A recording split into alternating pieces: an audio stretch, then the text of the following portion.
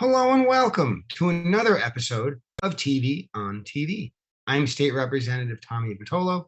You're watching Brookline Interactive Group. Today is Thursday, August 5th, and we have got a great episode. We have got Deborah Brown, who is a town meeting member from Precinct 1 and the president of the Brookline Improvement Coalition. And we're going to talk about housing and some other issues in Brookline and in places beyond. So stay tuned for that interview. But first, the news. And I just want to run through a few things quickly. The CDC and the White House are extending a national eviction moratorium, which expired on Saturday. The new moratorium aims at medium and high transmission counties, and that includes most of Massachusetts, including Norfolk County, the county in which Brookline resides, and it will last 2 more months. In addition to that, there's a variety of state programs and funds that are available if folks are facing that incredibly difficult circumstance. The FDA aims to grant full non-emergency approval of the Pfizer vaccine in the next month or so, which could signal an expansion of vaccination requirements associated with employment, elder care, and more. Recent polls suggest around 30% of those still unvaccinated would reconsider if it was fully approved. Massachusetts has seen a similar uptick in COVID cases, as has the rest of the country. Many infections have been breakthrough cases, meaning that folks who have been vaccinated are getting infected. It's important to note, though, that those who are vaccinated catching COVID have much milder cases, much less likely to be hospitalized. Governor Baker has been hesitant to reinstate mask mandates despite the infection rate growing across the state. 2 MBTA Green Line trolleys traveling in the same direction crashed on the B line near Pleasant and Babcock Streets last week. The rear vehicle was traveling at approximately 30 miles per hour. The vehicle that it hit was probably doing about 10 miles per hour, and the National Transportation Safety Board is investigating. The Brookline Library trustees, on the other hand, have reinstated a mask requirement for library visitors beginning this week. Other town departments are following suit, requiring masks in all municipal buildings beginning Monday. The town and the Brookline Community Foundation are kickstarting a racial equity grant program and are looking for community representation to serve on this committee. There are 6 seats, and they will be charged with setting priorities, reviewing grant applications, and recommending fund allocations. The nominations are due Wednesday, April 18th, and you can go to the Brookline Community Foundation website and look under their programs for their racial equity grant program to find the opportunity to apply online.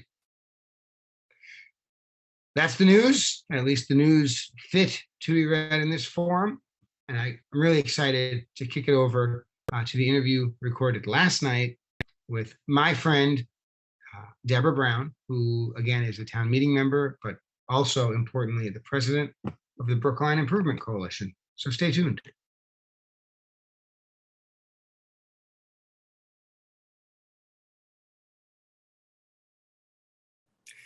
And as promised, we've got an unbelievable guest this week. We've got Deborah Brown, town meeting member of Precinct 1 and president of the Brookline Improvement Coalition. Deborah, thanks for being on the show today. Thank you for having me. Now, Deborah, you've been a town meeting member for a while. You're more recently, I think, but you'll correct me if I'm wrong, active with the BIC. But we want you to go all the way back. Like, tell us what you've been up to since birth. Tell us a little bit of story about you. Tell us about you. You know, the thing I think that most people find most interesting is that I was born in Roswell, New Mexico. And I like to say everybody's from somewhere. But basically, I don't think there are many people there now, but back then I imagine there were very few people in Roswell, New Mexico. I think there's always been very few people in Roswell. So lived in Roswell, basically grew up in Texas, went away to college in Nebraska, came back to Texas to the University of Texas Law School. And one of my first jobs out of law school was actually working for the Texas Department of Agriculture with good old Jim Hightower. And I was responsible for litigating violations of the state's pesticide laws. Now, this is in the late 80s, and the word farm worker in Texas wasn't necessarily held in the highest regard, but it certainly highlighted for me in a way that I hadn't seen before, how people can just be mistreated to such an extent that it actually impacts their health and well-being. And so it was an eye-opener for me and sort of put me on this track to do work that helps people. And you've been very focused on that since I've known you in Brookline, public service. And so, that's maybe part of the story, but there may be more. Why are you interested in public service? Where does that come from? What's the itch you're scratching? Sell it to us. Well, I think most people have some sort of public service that they're interested in. My form of public service is probably born out of being a woman of color, growing up in America, seeing disparities, and coming to Brookline and, again, seeing how people are treated differently, and then asking the question, what role do I have to play in this? And so ultimately it comes down to one of how responsible am I for the conditions and situations that I see around me? And what role am I willing to play in improving that situation? And so from that, you get to an activism of sorts. But, I don't care whether you're working, on a lawn program or a racial justice program. I think they're both important for the betterment of the community. And so there's certainly a part of you that is an activist, but there's another part of you who is part of government, right? You're a town meeting member from Precinct 1. When did you first get elected to town meeting? I got elected 3 years ago, I think. I'm a relative newbie. But you've been active, and you've certainly climbed the learning curve quickly. And you're also active in the Brookline Improvement Coalition. Now, my viewers know a lot about town meeting. We talk about it, maybe not every week, but often. But they may not be familiar with the BIC. So tell folks what the Brookline Improvement Coalition is, and then maybe help us understand your role within the BIC. Well, I am actually the president of the board for the Brookline Improvement Coalition. And the Brookline Improvement Coalition is Brookline's Community Development Corporation. Now, a community development corporation, it's one of those programs that was formed in the, I think, late 60s, early 70s initially, that looked at the war on housing. And its purpose is to create affordable housing, And that's everything from, a shovel in the ground to helping people organize their finances such that they're in a position to either rent or even buy a property. Now, BIC is relatively small as compared to some of the larger community development corporations nationally or even locally. And we have a property on Beacon Street that has 16 units. They're single room units. And then we have another property on Boylston Street that has 6 units. And those are multifamily units. And the units on Boylston Street have 2 and 3 bedroom units for 4 families. So, that's a quick picture of it. But we've got a dynamic board. We're always looking for new board members. And, this is a heady time to be involved, I think, in affordable housing. I think there are a lot of challenges in Brookline, but I also believe that there are a lot of opportunities. Now, is BIC solely focused on maintaining and operating those two properties, or does BIC have bigger plans? You know, BIC has bigger plans, but I'll tell you, anybody in the affordable housing business will tell you that first and foremost, you need to make sure that the properties you have are in pristine condition and that their finances are solid. So those are, you know, the things that as president, I'm focused on, just making sure that the books, you know, are solid and that our properties are places that anyone would want to live in, that anyone would want to live in. So, and it doesn't matter that maybe you were homeless 3 months before this. You know, I'll a 30-second vignette. One of our more recent tenants was a young woman with 3 small children. She was coming from out of state. And it was one of those deals where she was just moving. And when she got the call, I think she was actually in the bus station. She moves up here into the house. Property manager shows up. She and her 3 kids are sitting on the floor.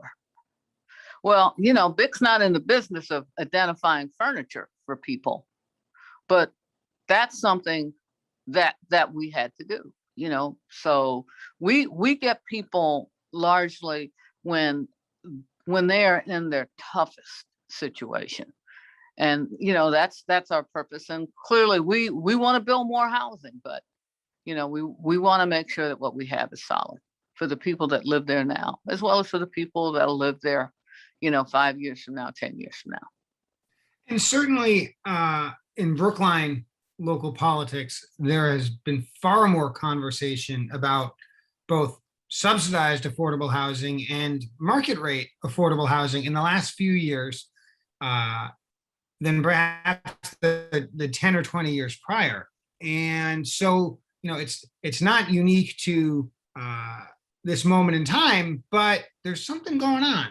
And so what is it about housing? Obviously, there are all sorts of social needs, right? Education, healthcare, help with substance abuse, help with employment, right? Why is housing where it's at? Well, I always go back to that Maslow's hierarchy of needs. You need food and you need shelter. And if you don't have safe, healthy housing, then I don't expect you to be able to get up and go to work.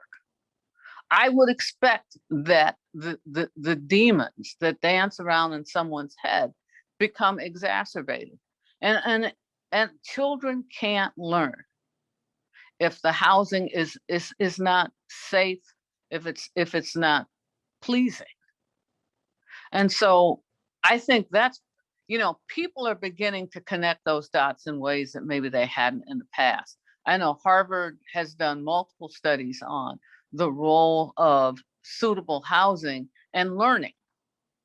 And so, you know, it's like when we're arguing over we need more money for the school budget or we need more money for something else, the reality is if you're talking about children, first and foremost, we should be making sure that where they live is a place where they can thrive. And so when you ask me, why is housing percolating up to the top? I think it's because it's such a basic need. I think that as the price of housing has increased, especially in the Northeast, people have become more aware, not only of how they're getting priced out, but also how it creates its own sort of unique scarcity of sorts.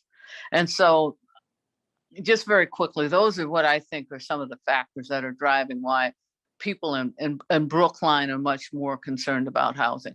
You know, lastly, I'm going to add that I think that if you look at the Boston Foundation housing studies that have come out recently, you know, they take a regional approach in a way that maybe 5 years ago we weren't.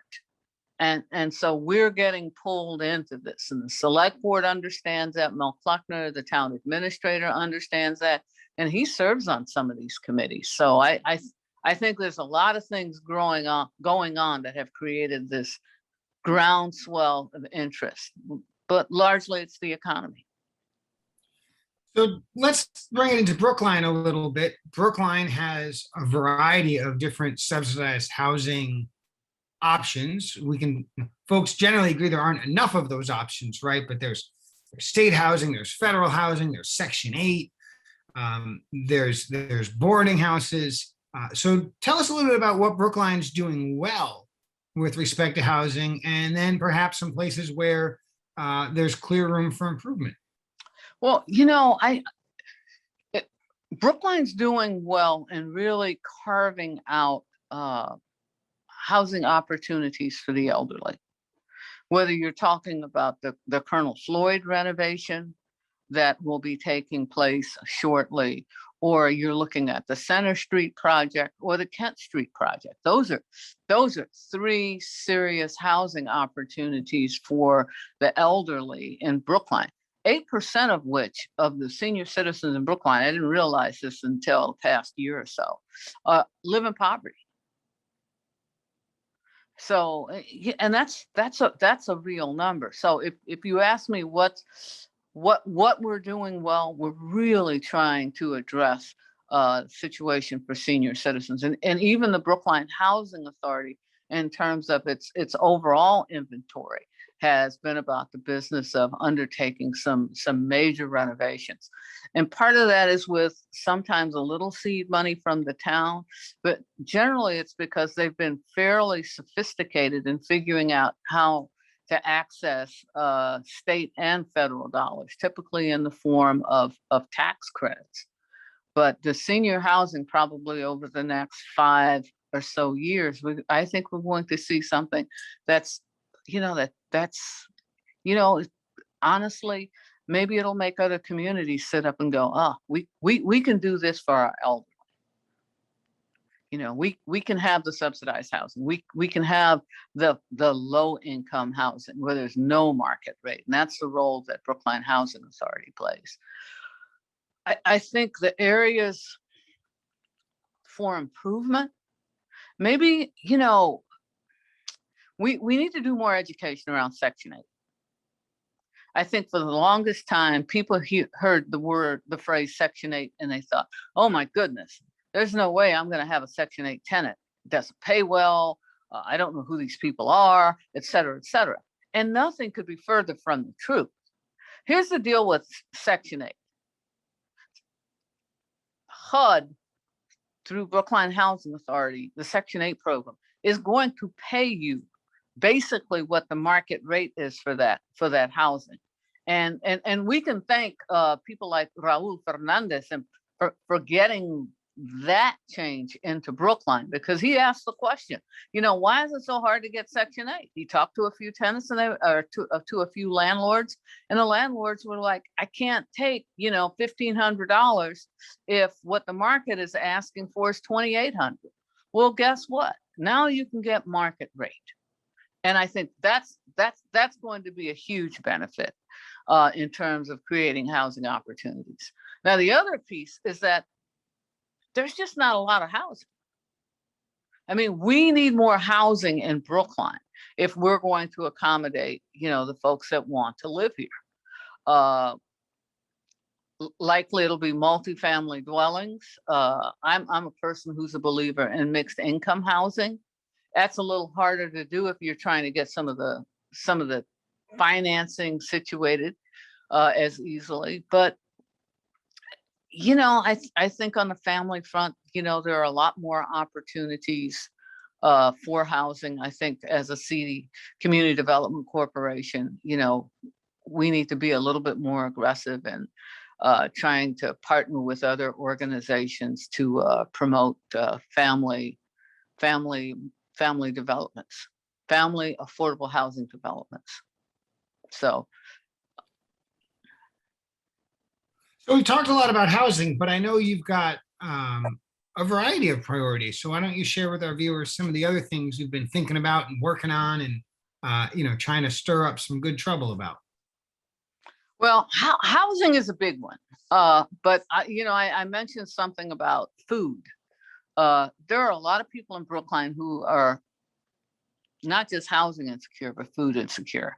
And if you drive by St. Paul, or if you drive by the Egmont, BHA's Egmont property, and this just wasn't COVID. I mean, COVID sort of brought it to people's attention. It's sort of like all of a sudden you could see it, but there are long lines of people in need of food. So there are people in Brookline who are hungry. And a lot of these people work.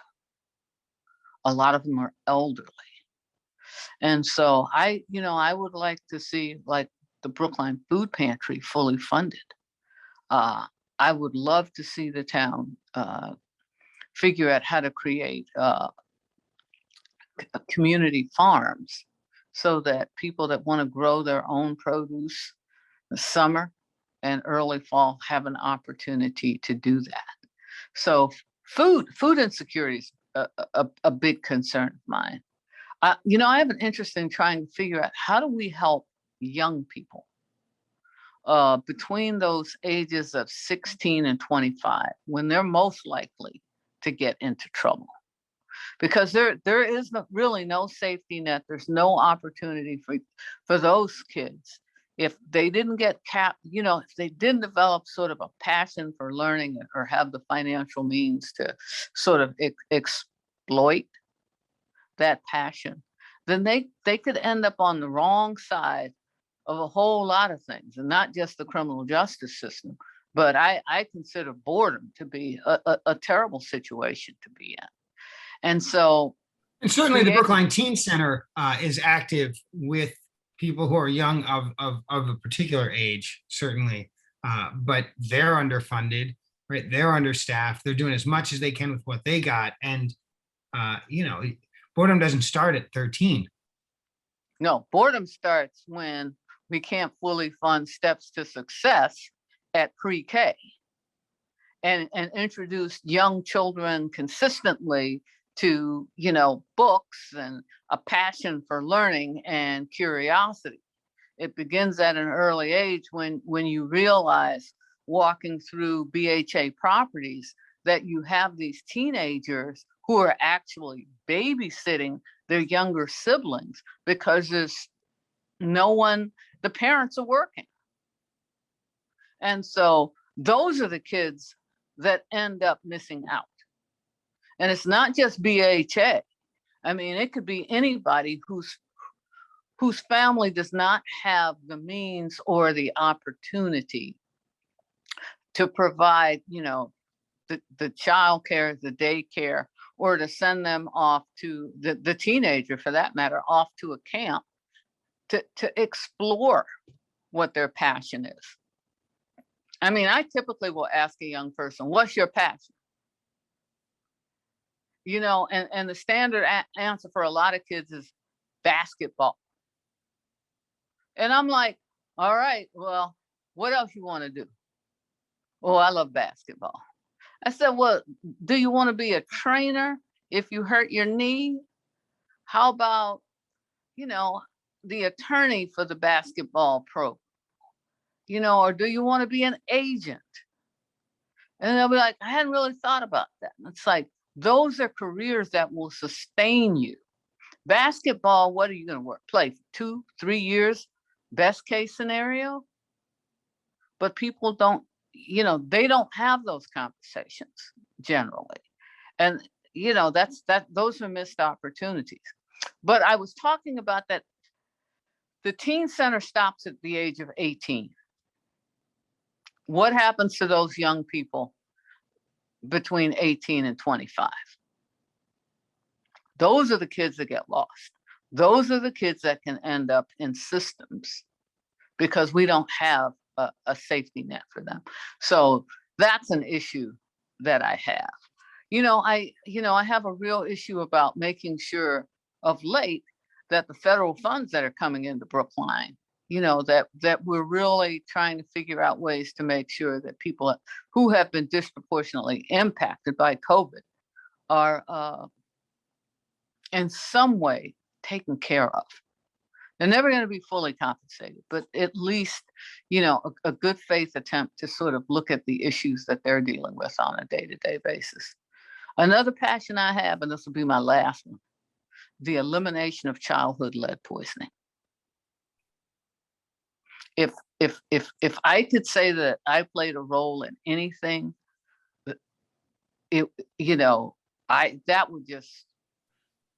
I would be over the moon, because that is a problem.